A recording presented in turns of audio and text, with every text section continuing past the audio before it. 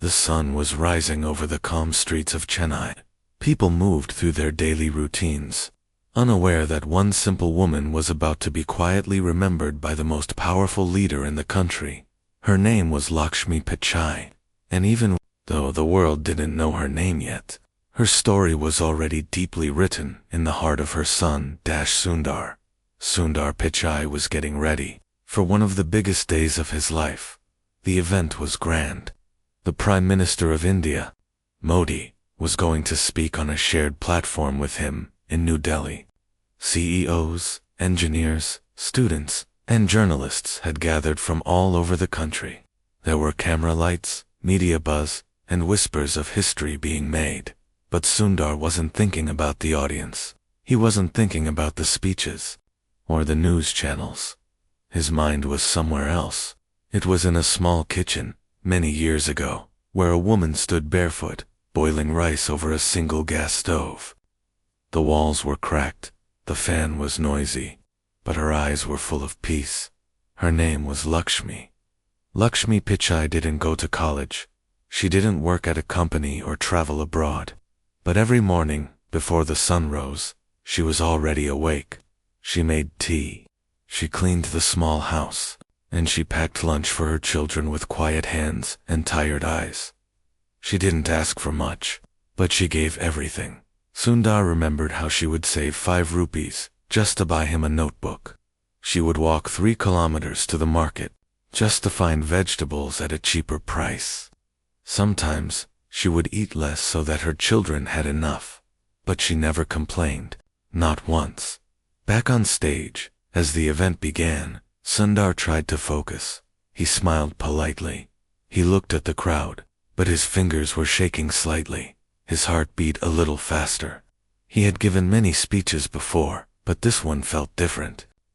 Something in the air was heavy. He didn't know why. Then it happened. The lights dimmed.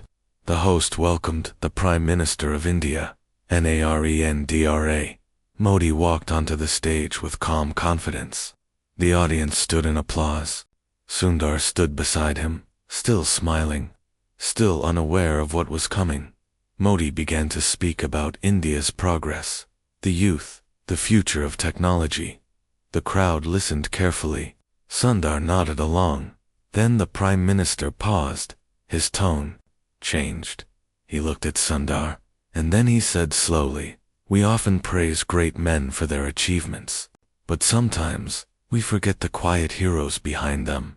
Today, I want to speak about a woman who never stood on a stage, never held a mic, but whose strength shaped one of the greatest minds of our generation." Sundar froze. Modi continued, "Her name is Lakshmi Pichai." The hall went silent. Sundar's eyes widened. For a moment, he couldn't breathe. He didn't expect this. Not here. Not now. His mother's name, spoken by the leader of the nation, echoed across the room. Modi looked at the audience and said, "She is the mother of Sundar Pichai. She raised him not with wealth, but with values, not with luxury, but with resilience. She taught him to work hard, to stay humble, and to never forget his roots." Tears welled up in Sundar's eyes. His mind was flooded with memories. His mother's hands, rough from housework. Her voice, soft and steady, guiding him through fear and failure. Her faith, unshaken even when they had almost nothing. The applause started slowly, then grew louder, but Sundar couldn't hear it. He was lost in the moment. He remembered a night when he had come home crying after being mocked for wearing torn shoes. Lakshmi had sat beside him and said, "Shoes tear, but dreams don't. Keep walking." He remembered the day he got the scholarship to study abroad. Lakshmi had sold her gold bangles quietly. She never told him. He only found out years later. On stage, Sundar wiped a tear. His voice trembled, but he smiled. He had always wanted to thank her in public, but life moved too fast. Awards, interviews, meetings, there was always something. And now, here was the Prime Minister, doing what Sundar had never found the right moment to do, outside the hall. Millions watched the broadcast. In a small house in Chennai, Neighbors gathered around a small television. Lakshmi sat in a plastic chair, holding her sari tightly. Her lips were pressed together. Her eyes didn't blink. She heard her name and quietly gasped. Tears rolled down her cheeks. But she didn't speak. She just folded her hands in prayer and bowed her head. The neighbors clapped. Someone shouted, "Look, Lakshmi, your son is making us proud." She nodded. "It's all God's grace," she whispered. But deep inside, a small part of her that had stayed quiet for years finally felt seen. Back at the event, as the speech ended, Sundar turned to Modi and whispered, "Thank you." Modi placed a hand on his shoulder and said, "Your mother raised a leader." The night ended with celebration. But for Sundar, something deeper had begun. He knew now that there was more to do, not just for technology, not just for India, but for every mother who worked in silence, every parent who gave without asking, every Lakshmi who lived in the shadows of greatness. The story was no longer just about him, it was about her. The next morning, as Sundar sat in his hotel room, he opened a blank notebook, and at the top of the page, he wrote in simple letters to my mother, "Lakshmi Pichai, you never stood on a stage, but the world stands today because of people like you. This was just the beginning, but even beginnings can carry the weight of a lifetime." The morning after the event, the sky over Delhi was calm, but inside Sundar's heart, a storm was still quietly moving. He had spent the night replaying the moment when Narendra Modi said his mother's name on stage. He had received awards before, even met presidents, but nothing felt like this. There was something sacred about hearing the name Lakshmi Pichai spoken in front of the nation. As he sipped his tea by the window, Sundar picked up his phone. There were thousands of messages. Reporters wanted interviews. Relatives had called from all over, but he ignored most of them. He only made one call. To his mother. Lakshmi picked up on the first ring. Her voice was steady, soft. "Amma," Sundar said, his voice breaking again. "I saw everything," she said, holding back tears. "Are you okay?" he asked. "I'm okay. But now everyone is calling me. They want interviews. They want to know how I raised you," she said, almost with a nervous laugh. "Tell them you just loved me." Sundar said, "That's all I did," she replied. But deep inside, Lakshmi felt a strange fear. All her life, she had stayed away from attention. She lived simply, quietly. Now the world wanted to know her, and there was something she had kept hidden, something she hoped would never come to light. After the call, Sundar packed his bags. He canceled meetings. He canceled dinners. He booked a flight to Chennai. He needed to go home. He didn't want to be Sundar the CEO. He just wanted to be her son. When he reached Chennai, he found the street crowded with reporters. But he slipped through the back gate and entered the house quietly. His mother was in the kitchen, making dosa. Nothing had changed. "Amma," he said, stepping in. She turned, surprised, her eyes filled with tears. "Why didn't you tell me you were coming? I missed you," he said. They hugged. A long silent hug that healed more than words ever could. After lunch, while Lakshmi was resting, Sundar walked into the old study room. It still had the wooden desk, the old fan, and a box full of memories. He sat down and opened the box. Inside were school certificates, childhood drawings, and letters. He smiled, but then, at the bottom of the box, he found something different, a sealed envelope, with his name written on it, in his mother's handwriting. He stared at it. His hands trembled as he opened it. The letter was dated many years ago, just before he left for the United States. He began to read, "Dear Sundar, if you are reading this, it means life has taken you far away. I may never give this letter to you. I may never have the courage, but I want you to know the truth. There is something I never told you, something about our family, something about your father." Sundar stopped breathing for a second. His father. He kept reading. "When you were 7, your father lost his job. He was broken, Sundar, not just financially, Something inside him gave up, and in that weakness, he made mistakes. He began drinking. He became angry. One day, he raised his hand on me. Sundar's eyes widened. He had no memory of this. You were too young. I never wanted you to see that part of him. So I told him to leave. I told everyone he got a job in another city. But the truth is, he left us in shame, and I never saw him again. Tears rolled down Sundar's face. I wanted you to have a strong image of your father. So I hid the truth. I worked extra jobs. I stitched clothes at night. I cleaned houses. I told you he was working hard, but really, it was me trying to protect your heart. Sundar clutched the letter to his chest. His whole life, he thought his father was away working, building a future. He had imagined him as a silent provider. Now, the truth came crashing down, but the letter wasn't done. I don't tell you this to bring sadness. I tell you this because you are a man now, and men must know where they come from. Even pain carries lessons. I raised you to be kind because I had seen what cruelty does. I raised you to listen because I had once been unheard. At the end of the letter, she had written one line that would stay with him forever.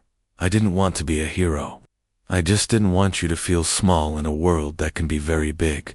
Sundar sat alone in the study for hours. He didn't know whether to cry or feel proud. His mother had carried this pain for decades. She had hidden it to give him a clean path, even though hers was full of wounds. He walked to her room. She was asleep, tired from all the calls and attention.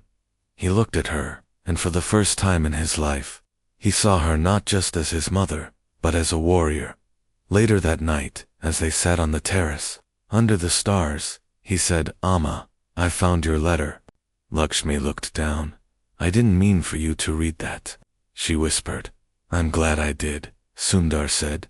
She stayed quiet. "You protected me from pain, but now I see that strength is not just about avoiding pain. It's about carrying it without letting it destroy you." Lakshmi wiped a tear. "I didn't want you to grow up with hate." "I don't hate him," Sundar said. "I just love you more now." They sat there, watching the moon rise, and in that silence, something healed. Somewhere deep inside, the broken pieces of the past began to fit together again. But neither of them knew. That letter was just the beginning. Something else was about to happen. Someone else was watching the news. Someone from Lakshmi's past. Someone she thought she would never see again. The next morning, the neighborhood was unusually quiet. The reporters had gone. The phones had stopped ringing. Sundar and Lakshmi shared a quiet breakfast of idli and sambar, the kind she used to make when he was a child. It felt peaceful, but peace, sometimes, is just the moment before a storm. At around 10:30, there was a knock on the front door. Lakshmi froze. She didn't move. Sundar stood up and said, "I'll get it."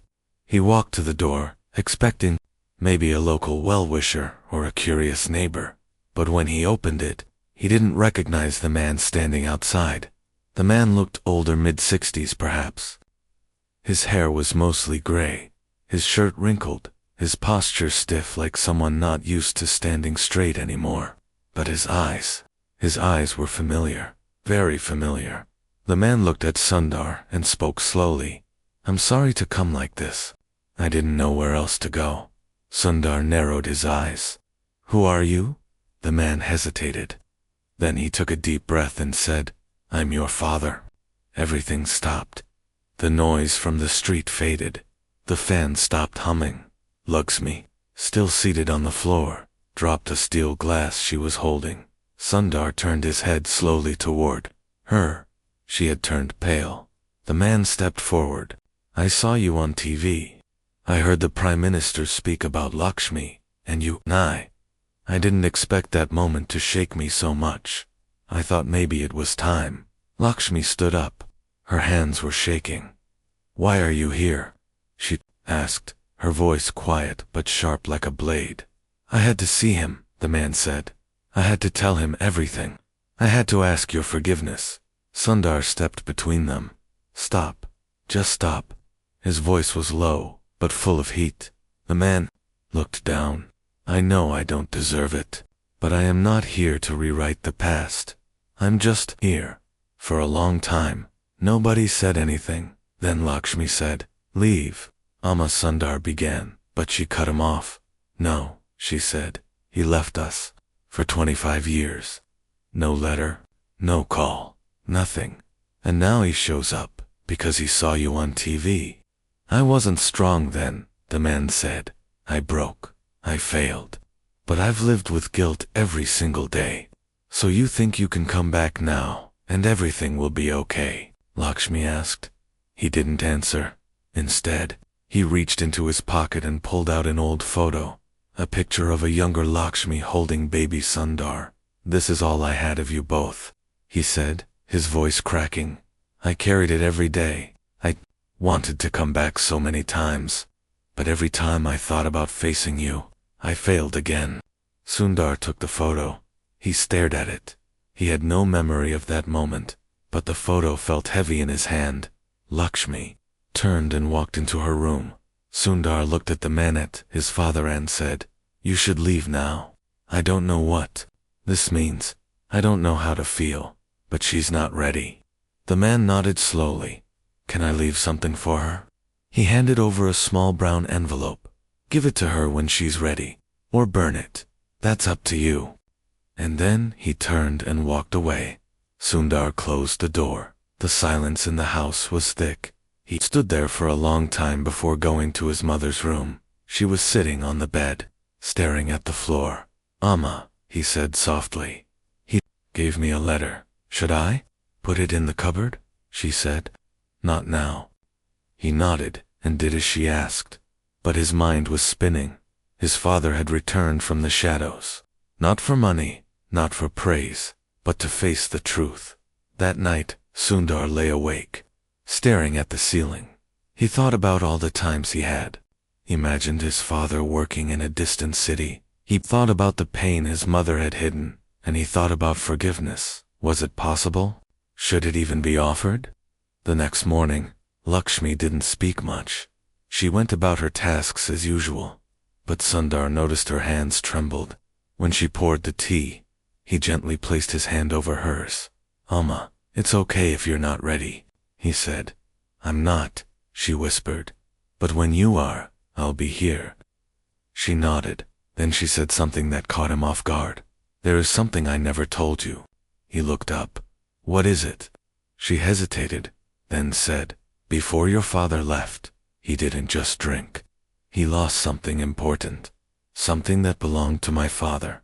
A necklace. A gold chain passed through generations. When he lost it, I told him to leave." "Do you think he stole it?" Sundar asked. "I thought so at the time," she said. "But now, I don't know." That evening, Sundar received a message. It was from an unknown number. "Check the back of the photo." He ran to his room, pulled out the photo the man had given him. On the back, written in faded ink, were the words, "I pawned the necklace to buy food. I never meant to steal it. I'm sorry." Sundar sat down, feeling like the ground had shifted again. His mother had believed something for decades, but the truth had never been evil, just desperate. He held the photo close to his chest. So much pain had been born from silence. Maybe it was time to break it. But before he could act, the phone rang. It was the hospital. His father had collapsed near a bus stop. He was in critical condition, and suddenly, Sundar had to decide, would he go, or would he let the past die without a final word? Sundar stood outside the hospital gates as the sun began to set behind the city skyline. The air smelled of medicine and dust. Nurses moved quickly through the halls. Visitors spoke in whispers. Every corner of the place felt like it held a secret. He hesitated for a long moment. He had faced press conferences. He had spoken at world summits. But this felt harder. The man lying in the room ahead was not just a stranger. He was the missing piece in Sundar's life. He stepped inside the hospital, heart pounding, holding only a photo in his hand, the same photo his father had given him with a message written on the back. The nurse looked up. "Are you the son?" Yes, Sundar replied. He asked for you, she said. He's conscious, but very weak. Sundar followed her down the corridor. His footsteps echoed on the cold floor.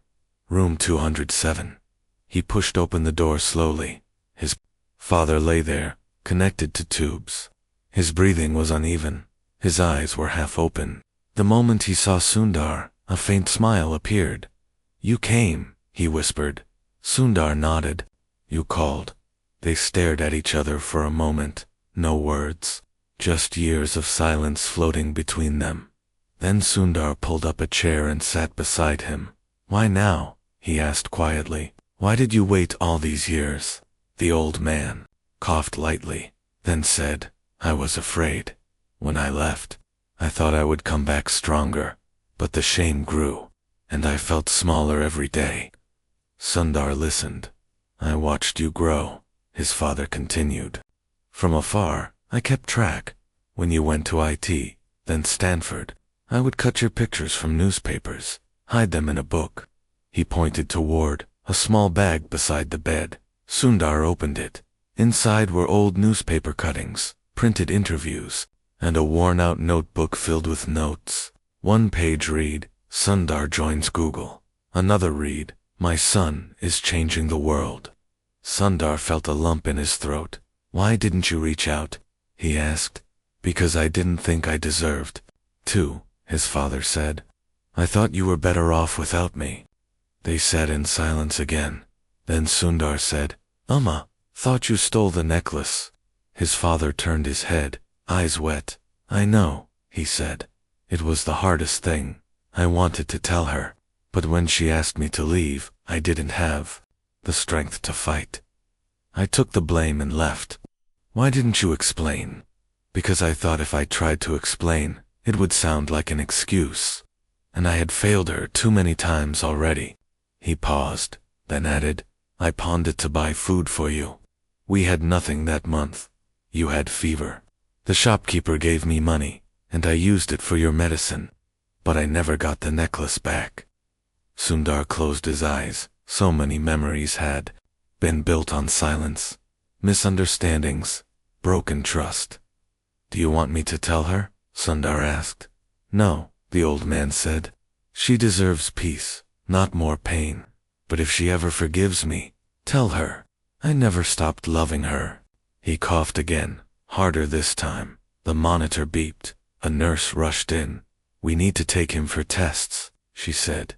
Sundar stood aside, watching them wheel his father away.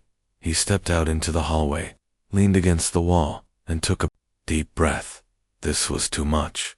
He pulled out his phone and called his mother. Amma, he said, voice shaking. You're at the hospital, she asked. Double quotes. Yes. How is he? Not good, Sundar said. But, he told me everything, Lakshmi was silent on the other end. He didn't steal the necklace, Amma Sundar continued. He sold it to buy food and medicine for me. He thought he would earn it back, but life broke him. A long pause, then Lakshmi said softly, I always wondered. He's sorry, Amma, I know. Should I bring him home? Sundar asked. Not yet, she said. Let me think. They ended the call. Back in the room, the old man had returned. He looked weaker now. His eyes fluttered shut. Sundar sat beside him again and said, You don't have to carry this pain anymore. His father opened his eyes slightly. Thank you for coming. I'm not here for you, Sundar said. I'm here for Amma. His father smiled. That's enough. That night, Sundar sat by his father's bedside, holding his hand. He thought about forgiveness. He thought about time. He thought about how the strongest people are often the ones who never show their scars. The next morning, the doctor came in. He's stable, he said, but he needs rest and someone to care for him. Sundar knew what he had to do. He walked back into his childhood home later that day. His mother was sitting by the window, holding a cup of tea. He sat beside her and said, He needs help. Lakshmi didn't speak. I can't do it alone, Sundar added. Finally, she said, Bring him here. He looked at her, surprised. Are you sure? Yes, she said, not because he deserves it, but because we do. Sundar nodded. That evening, the old man returned to the home he had left years ago. He walked in slowly, head bowed. Lakshm. I stood by the door, quiet, calm. They looked at each other. No anger, no shouting, just silence. Thank you, he said. She nodded once and stepped aside to let him in. Sundar watched them, two people who had once been broken by each other, now standing under the same roof again. It wasn't forgiveness yet, but it was the first step, and sometimes, that's all it takes. 3 days had passed since Sundar brought his father home. The house was quiet. Lakshmi didn't speak much to her husband. She served him food, gave him his medicines, and kept her distance. Not out of hate, but out of years of hurt that had not yet healed.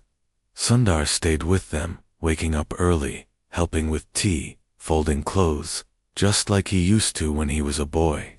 He wanted to be more than just a guest in his childhood home. He wanted to be part of their healing. But outside that home, something was brewing. A well-known journalist named Aruna Dev had been watching the news. She had seen the moment when Narendra Modi mentioned Lakshmi's name, and something about Lakshmi's quiet dignity touched her deeply. Aruna was known for her emotional human stories, stories that made people cry, think, and act, and she felt this one had to be told. She reached out to Sundar's office. I want to meet your mother, she said. The request reached Sundar's assistant, and eventually, Sundar himself. He hesitated. Lakshmi had never liked the spotlight, but maybe, just maybe, it was time. He asked her one evening, as she sat peeling onions, Amma, a journalist wants to talk to you. Lakshmi looked up, surprised, double quotes me. Why? She wants to know about your life, your journey, everything. Lakshmi shook her head. What is there to tell? I'm just a mother. No, Sundar said. You are the reason I am who I am. She stayed quiet. She's not coming to talk about success, Sundar added. She wants to talk about sacrifice. Lakshmi wiped her hands and said, Okay. One time. No cameras. Just words. The next afternoon, Aruna arrived. She was polite, kind, and dressed simply. She sat on the floor beside Lakshmi, notebook in hand, no recording devices, no crew. Can I ask you a few questions? She said gently. Lakshmi nodded. Aruna began. When did you realize your son was special? Lakshmi smiled faintly. When he was 10, he memorized the names of every bus route in Chennai, not from books, just by listening. Aruna laughed softly. And how did you support him? Lakshmi's smile faded. By not letting him know how much we were struggling. I stitched clothes at night. I skipped meals sometimes. But he always had notebooks, clean clothes, and warm food. What was the hardest day of your life? Aruna asked. Lakshmi paused for a long time. Then she said, the day his father left. Not because he went, but because I had to tell my son that he was working in another city. I had to lie to protect his image. Aruna's pen stopped moving. And the proudest day? She asked. Lakshmi looked away, her eyes full. When the Prime Minister said my name, not because I wanted fame, but because for the first time in my life, I felt seen. Aruna's hand trembled slightly as she wrote those words. The interview lasted 2 hours. No big statements, no dramatic moments, just the story of a woman who gave everything and never asked for anything in return. A week later, the article was published. The Quiet Mother of a Giant. It went viral. People from around the world read about Lakshmi's life. They wrote letters, emails, messages. Women from villages said, you gave us hope. Men said, you reminded us what strength really means. Children said, you sound like my mother. One letter stood out. It came from a girl in a small village near Rajasthan. She wrote, my mother is like Lakshmi auntie. She cooks, cleans, and never sleeps until we're all okay. I used to feel ashamed of our small house. Now I feel proud. Thank you for telling her story." Sundar read the letter aloud to Lakshmi. She listened silently, eyes wet. "Why are they thanking me?" she asked. "Because you showed them that being strong doesn't mean being loud," Sundar said. "It means being steady." The story even reached Narendra Modi again. He mentioned Lakshmi during another speech, calling her the silent spine of the nation. Soon, local schools invited her to speak. Community leaders wanted to honor her, but Lakshmi said no to everything. "Let others have the stage," she said. "I have a kitchen to clean." But something inside her had changed. Not pride, not ego, just peace. She no longer felt invisible, and neither did thousands of mothers like her. But not everyone was happy. One journalist twisted the story. They published a harsh opinion piece with the title, "Sundar Pichai's Success Built on a Broken Home." The piece accused Lakshmi of hiding the truth, painted her as a woman who rejected her husband, and called the family image false perfection. Sundar was furious. "How can they say this?" he said, slamming his phone down.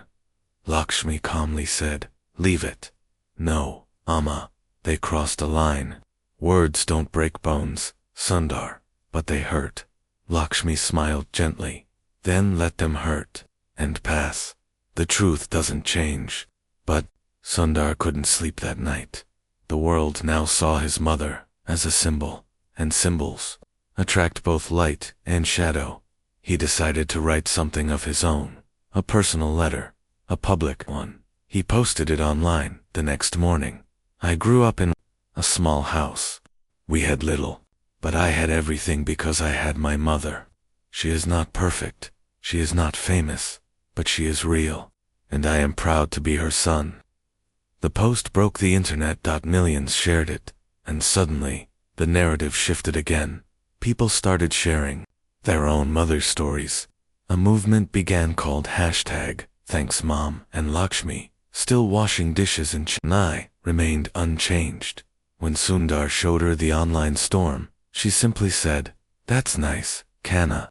Now help me cut these onions." He laughed, because in a world of noise, she was still his quiet strength. But one thing was clear. Lakshmi's story had touched the heart of the nation, and the journey wasn't over yet, because one final invitation was on the way, from the President of India. 1 week after Sundar's heartfelt post went viral, the humble home in Chennai was no longer quiet. Letters flooded in daily. News vans waited outside, hoping for even a glimpse of Lakshmi Pichai.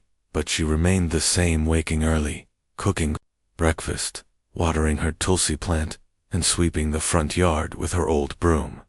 Sundar stayed with her. Every evening, they talked, sometimes about the past, sometimes about the future, but mostly about ordinary things like rice prices and rainy days. Then one morning, as Lakshmi was cleaning rice in a large steel bowl, a government car pulled up outside.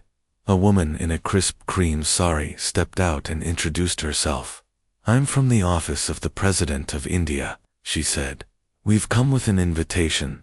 Lakshmi stared, confused. Sundar came out, wiping his hands on a towel. "What's this?" he asked politely.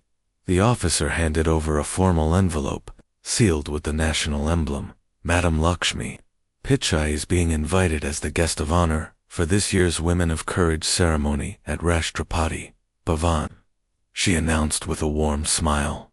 Lakshmi's mouth opened slightly. "Me?" she whispered. "Yes," the officer said. "Your story has inspired millions. The president wants to personally recognize your strength." Lakshmi looked down at her, sari, stained from turmeric and years of use. "I don't know how to attend." "Something like that," she said quietly. "Amma," Sundar said, stepping closer, "you just have to be you. That's enough." For the first time in her life, Lakshmi packed a suitcase, not with jewelry or silk saris, just 2 simple cotton saris, one for travel and one for the ceremony. When they landed in Delhi, Lakshmi looked out the plane window and said, "I never thought the sky could be this close." The car took them to Rashtrapati Bhavan. Grand domes. Long red carpets. Flowers in full bloom. But amidst all the beauty, Lakshmi's hands trembled slightly. Sundar held her hand. "Remember," he whispered, "you deserve this." Inside the hall, the nation's most powerful people waited: ministers, judges, social leaders, scientists. Every face turned as Lakshmi entered. She wore a plain blue saree. No makeup, no diamonds, just a calm expression and steady eyes. When her name was called, the president stood. "Today," the president said, "we honor a woman who never asked for fame, but earned respect through silent sacrifice. She raised a son who now leads the world in technology, but more importantly, she led him with values that the world cannot code." Applause echoed through the hall. Sundar sat in the front row, his hands folded, eyes full. Lakshmi walked slowly to the stage. She accepted the honor, a framed citation with the words, "For courage in silence, for dignity in simplicity, for strength in motherhood." Then the host asked, "Madam Lakshmi, would you like to say a few words?" Lakshmi looked at Sundar. He nodded. She stepped forward, reached for the microphone, and spoke not loudly, not dramatically, but with quiet strength. "I am not used to speaking on stage. I am used to speaking into boiling pots and sleeping children. I did not raise my son to be famous. I just wanted him to be good. If anything I did helped him become a kind man, then I am thankful." The hall was still. No phones buzzed, no cameras clicked. It was a moment of stillness. She continued, "There are many mothers like me, women who live in small homes, who walk to markets in the heat, who eat last, who sleep last, and who love first. If this award means anything, let it be a light for them." The room rose to a standing ovation. Lakshmi stepped down quietly. Sundar met her at the stairs. He tried to say something, but no words came out, just tears. They returned to their seats.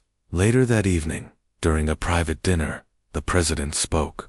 "With Lakshmi, your story reminded the nation of what true leadership looks like," he said. Lakshmi smiled and replied, "Leadership is feeding your family when there's only enough for one." When they returned to Chennai the next day, Lakshmi removed the framed honor from her suitcase and placed it in the kitchen. "This is where it belongs," she said. "Not in the living room?" Sundar asked. "No," she replied. The kitchen saw every tear, every prayer, every hope. The world kept talking about her for weeks. Schools started teaching her story. Young girls wrote essays about her. A publisher offered a book deal. Lakshmi said no. "My story is not for money," she said. "It's for hearts." But before the story could end, something beautiful happened. Lakshmi's husband, still weak, walked into the kitchen one morning and handed her a box. "What's this?" she asked. "I sold my old tools. I bought this for you." Inside was a gold chain, a simple one, just like the one he had once pawned years ago. She held it in her hands, eyes misty. "I don't need it anymore," she said. "I know," he replied, "but I do." And for the first time in decades, they smiled at each other, not with regret, but with forgiveness. Sundar watched from the hallway, heart full. He realized, then greatness is not in buildings or awards. It is in moments, in kitchens, in mothers. In forgiveness. He looked up and whispered to himself, "Thank you, Amma. You taught me how to rise by never asking to be seen." And the world never forgot that moment, because sometimes the loudest truths come from the quietest voices. Months had passed since Lakshmi Pichai stood on stage at Rashtrapati Bhavan. The dust had settled. The media had moved on. New headlines came and went, but in the small home in Chennai, life went on as usual. Lakshmi still woke up before sunrise. She still made her filter coffee just the way she liked it. She still folded Sundar's clothes when he forgot. But something had shifted in the air. Something gentle, something deep. The people on her street treated her differently now, not out of fame, but out of respect. Fruit vendors refused to take money from her. The milkman arrived earlier than ever. Schoolgirls passing by smiled and said, "Namaste, Auntie. We read about you in class." Lakshmi would nod and continue sweeping her front yard. One evening, Sundar sat with her on the old bench in the front porch. A gentle breeze was blowing. "Amma," he said, "did you ever think your life would end up like this?" She shook her head. "Never," she said. "I only wanted to raise you in peace. I never wanted a medal, but you deserve one." "No," she said softly. "What I deserve is rest." He smiled. "Then I'll cook dinner tonight." Lakshmi laughed. "Then I'll eat outside." They both chuckled as the stars began to fill the sky. Lakshmi said something she hadn't before. "Sundar, I kept another letter." He looked at her. "Another one?" She nodded and pulled a folded paper from inside her blouse. "I wrote this the night your father left. I never showed it to anyone, not even God." Sundar took the paper and slowly opened it. The handwriting was shaky. The ink faded. It read, "Dear future, I don't know if you will be kind to me. I don't know if my son will grow up in pain, but I promise this, I will not let him grow bitter. I will not let him feel small. I will raise him with love, not anger. I will build a world inside this house that feels safe, even if the outside world forgets us." Below the lines were 2 words, "For Sundar." He read it slowly, his eyes stinging again. "Amma," he whispered, "you built more than a world. You built me." They sat together, holding the paper between them like a sacred prayer. The next day, Sundar had to return to the US for work. Lakshmi walked him to the taxi. Before leaving, he bent down, touched her feet, and said, "Thank you for everything." She smiled, held his face, and said, "Be kind, be steady, and call me when you land." "Always," he replied. As the taxi drove away, Lakshmi turned back inside. She passed her husband, who was now sitting quietly near the window, reading a newspaper. "You should speak to him more," he said softly. "I do," Lakshmi replied, "just not in words." He nodded. A few weeks later, Sundar spoke at a global leadership summit in New York. His speech was about innovation, future technology, and ethical growth, but near the end, he paused. He looked at the crowd and said, "Before I end, I want to share something personal. Months ago, I stood on a stage in India, next to the Prime Minister. He mentioned my mother's name, and in that moment, something inside me changed. I realized that behind every leader, every innovator, there's someone invisible, someone who sacrifices quietly, someone who is never mentioned in history books but should be." The audience listened closely. "My mother's name is Lakshmi Pichai," he continued. "She never went to college. She never started a business, but she taught me the most important things in life: kindness, patience, and the strength to stand up even when the world walks away." A standing ovation followed. A journalist asked him backstage, "If there's one thing you want the world to remember about her, what would it be?" Sundar replied, "She never asked to be remembered." He returned home weeks later. Lakshmi was waiting at the door with a plate of rice and rasam. "You look tired," she said. "I've been flying all over," he replied. "Sit, eat, then sleep." Sundar smiled, because no matter how far he went, no matter how high he rose, one thing never changed: home was where his mother was. Months passed, years passed.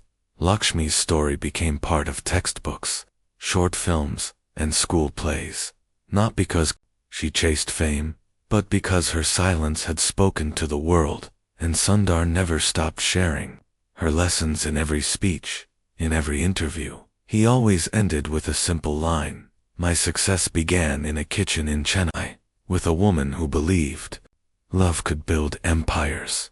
One evening, as Lakshmi sat on the porch with her grandson Sundar's child, she told him the story about how his father had once worn torn shoes, how she had once cooked with borrowed rice, how people clapped when her name was spoken by the Prime Minister?" the boy asked. "Did you like being famous?" Lakshmi smiled. "No," she said, "but I liked knowing I mattered." And that, in the end, was all she ever needed.